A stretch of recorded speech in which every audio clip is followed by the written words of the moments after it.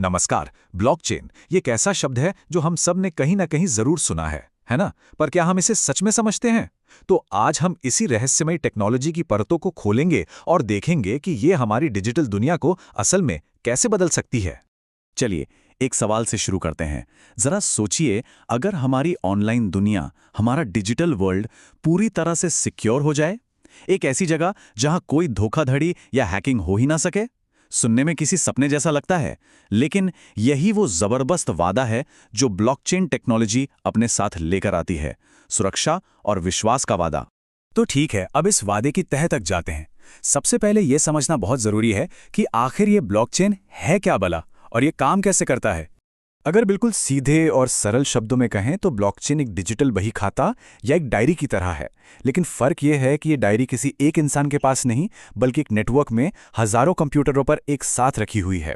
इसमें जो भी जानकारी होती है वो ब्लॉक्स में दर्ज की जाती है, और हर नया ब्लॉक क्रिप्टोग्राफी मतलब एक तरह के मजबूत डिजिटल ताले से अपने पिछले ब्लॉक से जुड़ जाता है, और ऐसे ही एक के बाद एक जुड़कर एक अटूट चेन बन जाती है। अब इसकी 3 ऐसी खासियतें हैं जो इसे इतना पावरफुल बनाती हैं। पहली, ये विकेंद्रीकृत है, मतलब इसका कोई एक मालिक या बॉस नहीं है। दूसरी, ये अपरिवर्तनीय है, यानी इसमें एक बार जो लिख दिया उसे कोई बदल या मिटा नहीं सकता। और तीसरी, ये पारदर्शी है, यानी नेटवर्क में मौजूद हर कोई उस बही खाते को देख सकता है। और यही तीनों गुण मिलकर इसे इतना मजबूत और भरोसेमंद बनाते हैं। अच्छा, थ्योरी तो समझ आ गई, लेकिन असल में ये काम कैसे करता है, इसे समझने का सबसे अच्छा तरीका है एक लेनदेन की पूरी यात्रा को देखना। चलिए देखते हैं कि एक ट्रांजैक्शन शुरू से लेकर अंत तक कैसे पहुंचता है।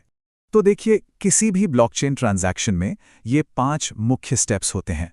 सबसे पहले एक लेनदेन के लिए रिक्वेस्ट की जाती है। फिर नेटवर्क में जुड़े हजारों कंप्यूटर्स, जिन्हें नोड्स कहते हैं, उस रिक्वेस्ट की जांच करते हैं कि सब कुछ सही है या नहीं। जैसे ही ज्यादातर नोड्स हां बोल देते हैं, उस लेनदेन को दूसरे लेनदेनों के साथ एक नए ब्लॉक में डाल दिया जाता है।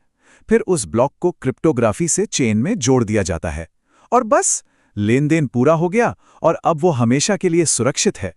तो ये प्रोसेस एक रिक्वेस्ट से शुरू होता है जो पूरे नेटवर्क में फैल जाता है। जब नेटवर्क के सारे सदस्य मिलकर उसे वेरीफाई कर देते हैं, तो वो ट्रांजैक्शन ब्लॉक्स की उस लंबी चेन में हमेशा के लिए जुड़ जाता है, एक ऐसी जगह जिसे फिर कोई बदल नहीं सकता। तो ये तो हुई प्रोसेस की बात, लेकिन ऐसा क्या है इस प्रोसेस में जो ब्लॉकचेन को इतना सिक्योर और भरोसेमंद बनाता है? इसका जवाब इसकी मुख्य खासियतों में ही छिपा है।